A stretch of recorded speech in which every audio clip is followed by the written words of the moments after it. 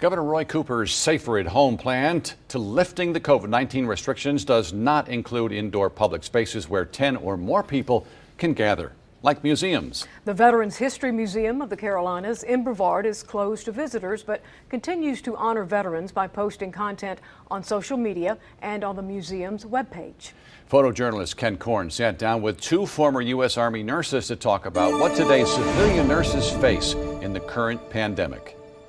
And there'll be times when you just feel like, breaking into tears. Retired Lieutenant Colonel Jana Gruber remembers her time as a U.S. Army nurse serving in a field hospital during Operation Desert Storm in 1991. There was always some fear in the beginning of, will I perform my duties as I should? Am I up for it? Gruber compares her experiences as a combat nurse to today's civilian nurses serving in the war against COVID-19. It's similar because when we went, we didn't know if we were going to be there 2 months or 12 months. And I think the same thing is happening now where these folks in the hospital don't know how long this is going to last. Being a veteran, Gruber knows that nurses in emergency rooms across America are risking their own lives to save others. I think they are the heroes. They've left their homes, a lot of them. They don't want to go home because they don't want to expose their families. Facing danger every day causes stress and anxiety, Gruber says,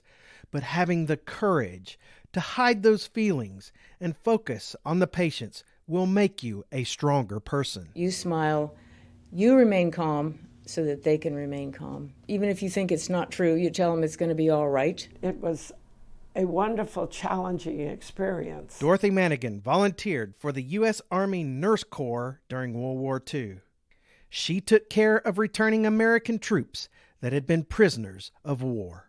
The main thing they needed was tender nursing care. Manigan also feels that caregivers should put on a brave face for patients, letting them know that they were important. During this pandemic, Gruber says nurses should be proud of what they've endured.